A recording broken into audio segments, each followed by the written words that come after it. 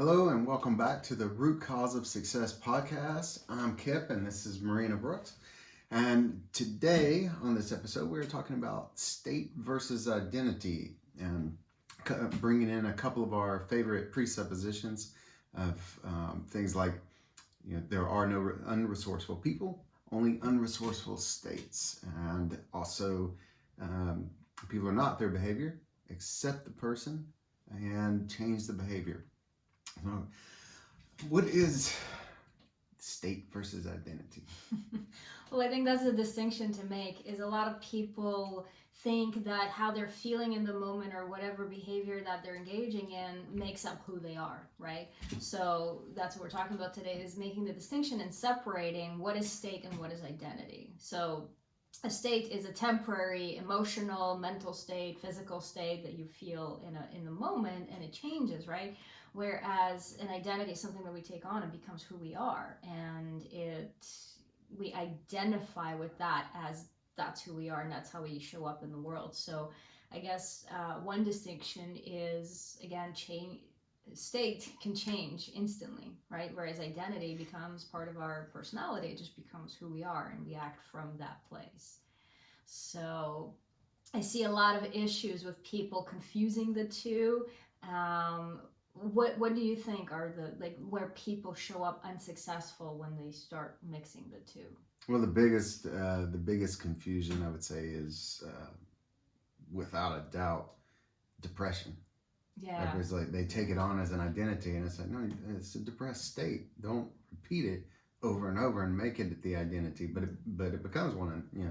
Marketing from the prescription companies and medical community, but also just a little bit of human nature. We get caught in those, poor me, woe is me type thing, and keep the same pattern running. And before we know it, that's just our body posture is one of depression. It's, shoulders slumped forward and head down and all of that. And we behave that way because when the body's that way, the mind's going to act out the way the body posture works. But we'll talk about that on another one. But yeah, I would say that's the biggest one I see. Yeah. And I mean, to tag on to that, any emotional state, right? Anytime you say, I am sad, I am hurt, I am whatever, the I am statement is what makes it your identity. So just like I am depressed, I love what you said about accepting the person as a person, so accepting your identity, but separating it from the behavior and or the emotional state, like we're talking about right now. Because again, a state can be an emotional state, it can be a mental state that you're in, it could be a physical state. So accepting that you as a person is separate from how you're feeling in this moment or the action that you're taking. We did that with our kids a lot, right? When they did something that, doesn't exactly set them up for success, instead of saying, you are a bad boy, or you are a liar, or you are whatever, we separate and say, we love you, and as a person, you're amazing, and you're great, and this behavior is something that we want to shift and change, right? Whereas a lot of people and parents do this unconsciously. They're not aware that saying things like that to their kids kind of locks that in. And then the child grows up with this baggage of, I'm a failure, I am unworthy, or whatever it is, because that's literally what they've been told. And so it becomes ingrained as part of their identity. I remember Jim Rohn used to say that a lot. He's like, well, why do you label anybody as like a liar or a cheat or a thief? He's like, if you label them as that, you can't be mad at them for doing that. And he's like, because that's their identity. That's who they are. He's like, a liar's gonna lie. That's why you call it a liar. He's like, so if you're gonna be mad about it, you've got to take the label off. He's like, because otherwise there's nothing to actually be mad about. And it's like, oh, that's a different way to look at it. And it's changing that, like you said, that I am statement. I mean, every guru, every personal development person I've ever been around, every top person in neuroscience or psychology, and every spiritual leader I've ever heard, they all say that's the one place religion, science, and everybody all agrees is I am is the most powerful statement. What you say after that really impacts your life.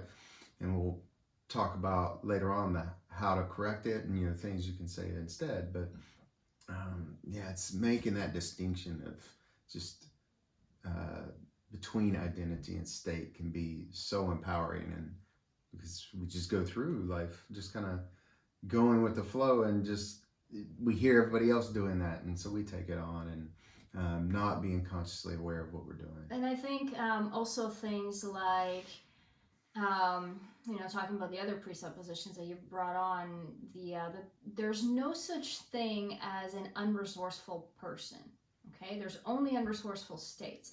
So again, if you say something like, I am a failure, I am lazy, whatever it is, it becomes your identity. And it's almost, I would say, you're giving yourself the excuse, well, this is just how I am, right? How many people we know, that's just how I am. I can't change my personality. I can't change my nature, which we know is complete BS.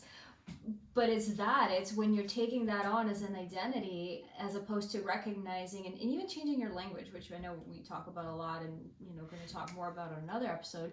But your language is very powerful, just like the I am statement. And so changing from the I am lazy to right now I'm feeling not up for the task, or whatever it is, and focus more, how am I feeling, what am I doing, what's the behavior, and see it as a temporary thing, because you can all of a sudden get very motivated, and then your state changes, right? But if you make it as part of your identity, it's so locked in that it's like, oh, I'm just lazy, I'm just a lazy person, that's how it is. And again, if you've used it as a mantra or an affirmation and affirmed it to yourself for a very long time, it's now a deeply rooted belief, right? So it's hard to just change it on a surface level unless you have the tools to really go in and pull it out and release it. But to not install any new ones, being very mindful of that. And same thing with failure. Instead of saying I am a failure, just look at, okay, this is where I am. This is what I wanted to have as an outcome. I didn't get there, so what happened, right? I got a different outcome, and that's another presupposition. There's no such thing as failure. Everything's feedback. And again, instead of looking at it and locking it in as I am a failure, because it's like as soon as you say that, it's like that's the end of the road.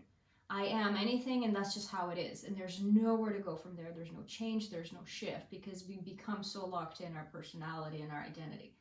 Whereas a state, it's like, oh yeah, I can change my state. Like how often we feel tired, and then all of a sudden a friend calls, and they have concert tickets or something, and all of a sudden we got the energy, right? So. Yeah, or walk in the house in a bad mood, and all of a sudden you smell chocolate chip cookies baking, and there's a shift. Yep. And that's one thing you said that I want to bring us back to for a minute, to really get all of you all listening, to really listen to this part. The important thing is, because it can start to sound hopeless, like, oh, it's part of my identity, and okay, because we say state can change. Identity can actually change almost in an instant as well. At least the shift, and then the steps after that, releasing the habit, installing a new pattern. All of that can take a little bit, but having just having that awareness and making that decision of, no, I'm not going to have this as an identity anymore. It really can happen almost as instantly as the state can. It's just to see the shifts in that, we can recognize the change in state right away.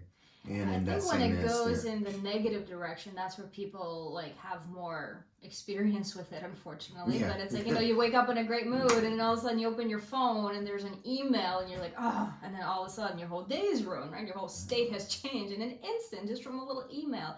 So the good news is that we can do it the other way as well, that we can shift our state from a not so positive, not so successful state to a more motivated and successful state. Yeah, that's the beauty of it. One of the laws of the universe is law of polarity, and it says if there's anything can happen this way, it can happen the exact opposite. And where there's a positive, there's a negative. Where there's light, there's you can find dark.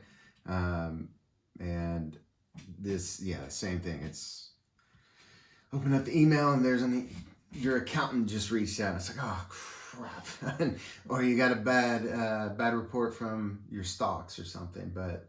Much like that, if you woke up, check your email, and you got a free vacation to Disney for 2 weeks, you would have this positive experience of that. Or a new client signed up, yeah. Yeah, any of that stuff. Or find out you're getting a promotion at work, or find out the jerk in the corner office is leaving that you don't like. It's so easy to change our state, and it's happening to us all the time. It's just we're not aware of it, and we think it comes from an outside source. And while there can be outside events, but it's our response to it, and that's what really matters. And we don't even need an event to change our state. We can actually choose to do it at any given point. So what are some ways that people can be more successful with this whole idea? Like, how can looking at state and identity differently can help you set up for success? First, I'll close the loop on what we were talking about earlier with the I am statement. Stop saying I am whenever it's an emotion or a feeling or any of that, unless it's a positive one. Say that all you want. I am happy, I am powerful, I am sexy, I'm strong, any of that things stuff. You want to install, you want to. Yeah, whether you actually feel it or not, like, just go ahead and say it. It's not going to hurt.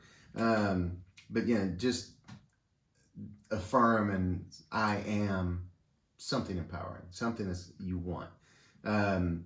If it is a state that, a lower energy vibration, whatever, any of that stuff, like depressed or sad or, any of that stuff, just say, I'm feeling. And that's okay, because it's good to feel. We need to, too many of us, myself included, are often disconnected from emotion and everything else. But just say, I'm feeling this right now. I'm experiencing whatever. And that way you're affirming experiencing, you're affirming feeling, but you're not taking ownership, you're not taking the identity of what's after that. It's an experience. It's a momentary thing, and it's fine. And it'll pass. But just eliminating that I am Kip, I am depressed. Like, don't take it on as a name, as a label. Right. And there's so much, like, labels, again, like, you have to look at the deeper meaning of all of it, because anything like I am is just one single statement, and you can't possibly express everything that you are in one statement. So definitely making that distinction, and remembering the three things, like the be, do, and have, that we are human beings, and in that moment our identity, yes, it's more of who we are as like the being part, and a state is more about the having and the doing. And the feeling kind of comes from, what am I feeling right now, what do I have, what am I doing, and separating that from the core of I am, like who I identify as. So definitely separating the two, and remembering that a state can change instantly, and not locking into this identity and making it permanent, but actually allowing the space for something to change. And I think also evaluating the situation of, I'm depressed, and like you said, get curious and go a little bit deeper and go, okay, well, what just happened for me to feel this way? Or what is happening in my life for me to feel this way? What is bringing up these feelings? What's happening in my external environment? What's happening in my internal environment? What's going on? And looking more at, again, like the cause and effect, like the line that we can connect the dots and say, okay, when did this start, and what brought this on, and what actions did I take, or what thoughts did I think, or what other feelings did I engage in, to start breaking the pattern, essentially. So instead of carrying this I am whatever, let's say you use I am depressed, surely there were times when you were not depressed, even if, and I know this, I mean, I've experienced depression for a very long time, and even in that period of experiencing depression for a long time, there were happy moments, and it actually fed the depression, because there would be this happy moment, it would be this fleeting moment, and then it's back to depression. But again, because at that time I took that on as identity, like depression became my identity, and everything else was a fluke, right? It was this like, oh, this happy little accident happened, and instead of flipping that and seeing that, like, look, my state can change so quickly, and if I actually dissociate and detach myself from the statement and identity of depression, that too can change very quickly and easily.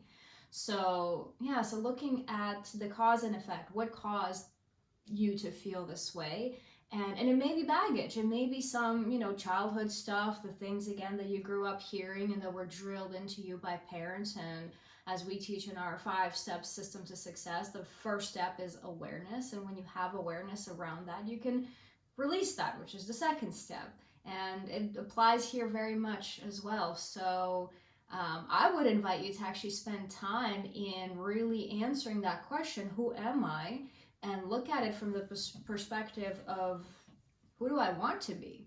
And then build your identity around that, and then take everything else and put it in the state pile and say, okay, well, these are states. These are things that I sometimes feel. This is ways that I sometimes show up as, and this is not who I am. It doesn't make up my identity. And making that separation, and then, because we're always growing, we're always evolving. So to say that your identity never changes, then you would still be this little baby flailing your arms from the moment you were born, right? So our identity very much changes as we grow and evolve and, develop as human beings.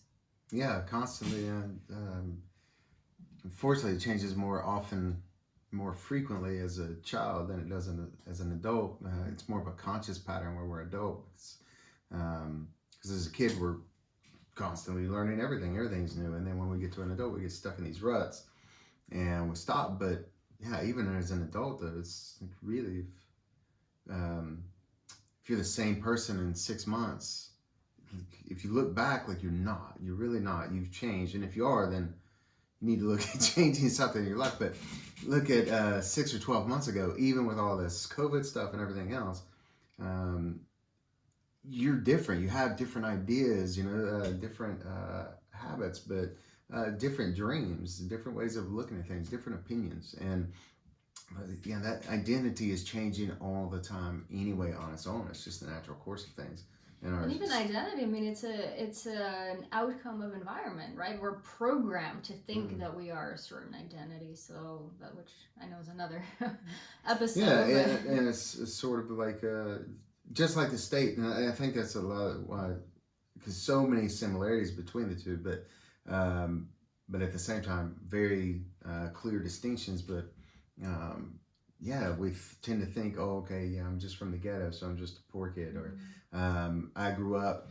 Everybody in my family is obese, so I'm just obese. So there's nothing I can do, and it's very much we perceive it as being an outside circumstance, just like with state. And it's like, I can be happy when someone tells me I'm happy. I can be successful when someone else tells me I'm successful. I can be, my sex appeal is everybody. I've got to hear it from everybody else or whatever, instead of, taking it on ourselves and going with it and taking that ownership, stepping into that resourceful state. And then, ironically enough, holding a particular state long enough becomes our identity and is the stepping stone to get there. But it's a lot easier, and it's a more instant gratification of changing the state, because you feel it right away, you start to experience it right away, and then using that as the stepping stone to create whatever identity you want to live in. And yeah, because changing your state can literally just be as easy as a word or a statement, or changing your posture. I mean, those three things are all tied in: your physiology, your state, and your internal representation, which is really the thoughts that you have representing how you're feeling in that moment. So change any one of these three, everything shifts, right? Yeah, that's the first thing we do with the kids whenever they're pouty and down on themselves because they're not happy with something they did, or something hurt their feeling, whatever. And first thing we do, stand in your power, stand up, get shoulders back, head up, and it automatically shifts a little bit. It breaks that pattern. It keeps them from taking on that temporary emotion as more of a permanent cellular level programming. Yeah. So how can we summarize like success tips around this? What would you say? Only claim what you want to be, or who you truly are. Watch the ... that comes after I am. yeah. Fill in that blank with something empowering. If you wouldn't name your kid that, or name your pet whatever you want to put after that, then don't. Don't call yourself that. Give yourself that same thing. And the other part is, stand up, move, like stand in your power, act as if type thing, repeatedly. Yeah, and then asking yourself the question, whenever you catch yourself having a thought or maybe even saying out loud an I am statement, look at it a little closer and get curious. Ask yourself the question, what am I feeling right now? What is happening? What am I doing? And really start to separate that distinction between I am as an identity and I am as a state, and then change your language around it. Express it differently. I feel depressed in this moment. Even this one can really help with awareness too. The I'm feeling, I'm experiencing, but also I'm behaving like if you catch yourself saying, "Oh, I'm just depressed," stop, go back, and re-say it. For one, cancel, cancel, cancel. That's my favorite, most used mantra is cancel, cancel, cancel. Because I'm still working at eliminating negative thoughts all the time. But if you catch yourself saying, I am depressed, I am fat, I am whatever, just say, I am behaving like I'm depressed. And just see the shift in you that does, because that's a much more true statement. And just saying it there as an example, I felt it like a little tingling shift inside, and it gives you a different perspective. Oh, I'm just fat, or anything like that. I am behaving like an obese person would, or an overweight person, or a sad person. And remember that the cells of your body, like this is epigenetics, there's a lot of research around this. The cells in your body are listening to every thought that you express, whether verbally outside or out loud or internally in your own mind. All of the cells in your body are listening, and it's like they take it as a command. So whatever you say to yourself becomes a command to every single cell in your body, and then they go, oh, we're fat. All right, let's produce more fat. That's what we're supposed to do. This is the program we're given. Let's create the habit patterns of what that would be like and what it would be to manifest that. It's, I am as a manifestation, the most powerful manifestation statement in history that anybody knows of. Everybody talks about it. It's the first words in, was it Genesis? No. I don't know. In one of the in one of the books in several of the books in the religious realms, I am was the most powerful statement, but also one of the first. Yeah. So, just watch that. Watch what comes after that, and it's so simple to do, but don't disregard it. Don't undervalue it, because just try it out a couple times right now. Like I say, just say something you would normally say, and then change it to I am behaving like such and such, or I am feeling this, I am experiencing this. Play with that with 2 or 3 statements and just notice the difference it has when you say it. Feel it in your body. Well, thank you so much for being here with us today, for listening or watching, wherever it is that you're tuning in from. This is the podcast, the Root Cause of Success podcast. It is a podcast. It is a podcast. The Root Cause of Success podcast. I am Marina Brooks, and this is my husband, Kip. And this is I was going to go into, this is the podcast where we dive deep into all things success. What prevents you from being successful, and what it takes to be successful, and how to plant those roots really deeply in yourself. So again, thank you for being here. We're so excited to hear from you with feedback, questions, suggestions, all of that. And in our next episode, we're going to talk about ego. So we're going to take this idea of identity a little bit deeper and look at what is ego and how it expresses to both help us be more successful and how sometimes it can get in the way. I'll get to studying on that because I don't have an ego. I think there's a lot of misconception around what ego is. So we're going to be diving into that in next episode. So. But here's a hint. It's not as bad as everybody says it is. Yeah. A lot of misconceptions around what it is. Yeah. And it's not something that you want to get rid of either. So we'll talk about that next time. So thank you again so much for being here, and we look forward to hearing from you and to being here with you again next time.